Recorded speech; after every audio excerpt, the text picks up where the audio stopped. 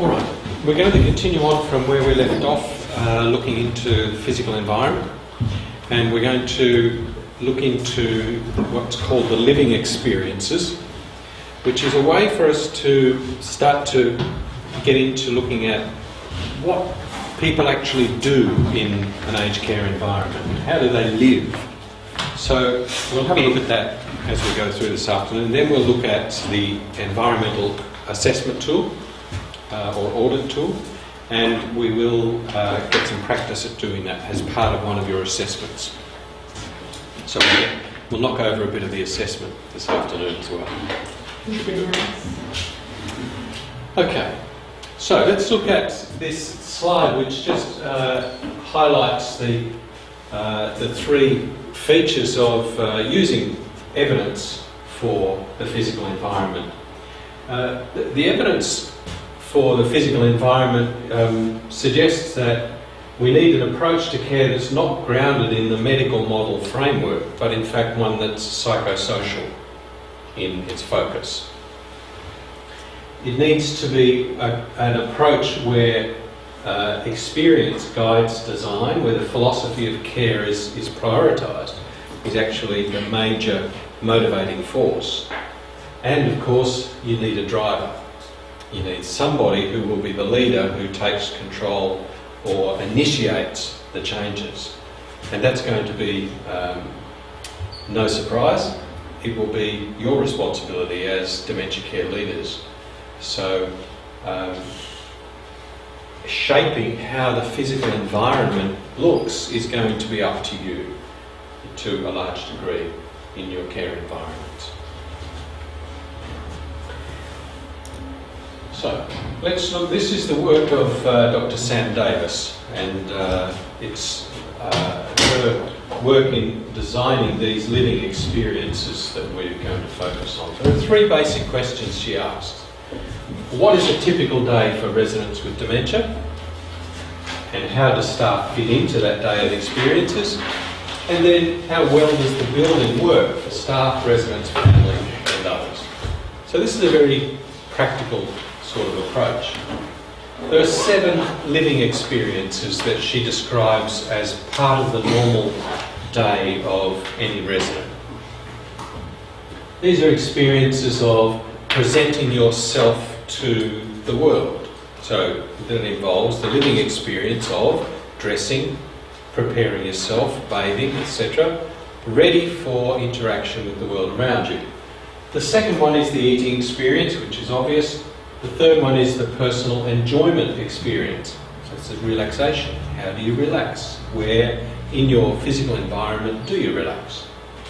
Fourth, the bedroom experience. 5, the staff experience. So where do staff go?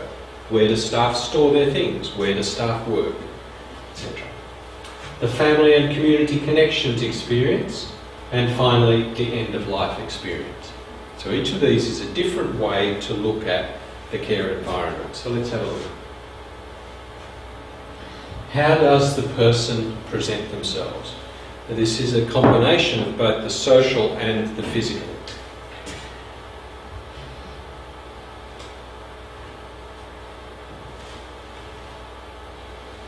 This is really, could well be a poster, couldn't it? Yeah. This is really what the person is trying to say to us. Don't call me all of those things, because that's not who I am.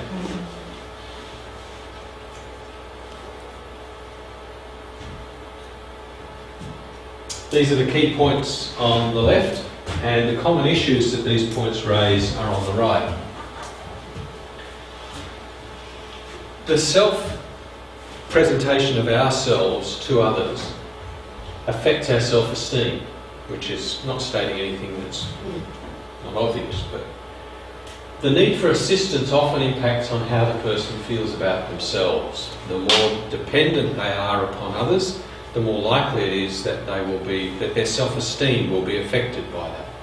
So how we provide that sort of assistance needs to take into account the self-esteem of the person, so that we don't compromise that self-esteem.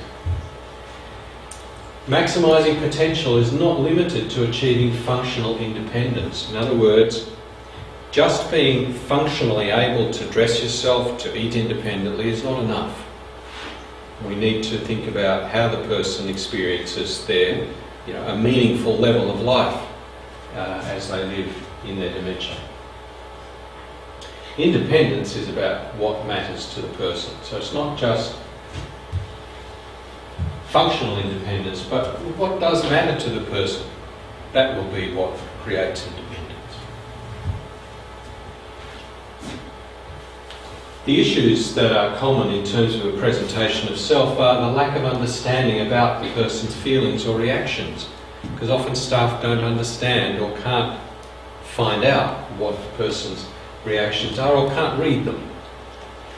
The elements of a physical environment might inhibit staff and residents to maximise independence. The emphasis in ACFI is on maintaining dependency. It makes it very difficult, doesn't it? Because everything is about what we do for staff, for residents. So we need to make sure that we assess, and the more dependency, the more money you get. So this creates a real conundrum for us. The institutional model often inhibits person-centred care. And this can be a real issue for us, I think. But the institutional style of care, certainly the hospital model, does not make it easy for us to provide a person-centred approach. And of course there's often inappropriate or inadequate interaction between staff and residents. Not through any bad intention of staff, but simply often not knowing what else to do, or not having the time, or not enough staff around to help to enable that to happen. It can create real pressure.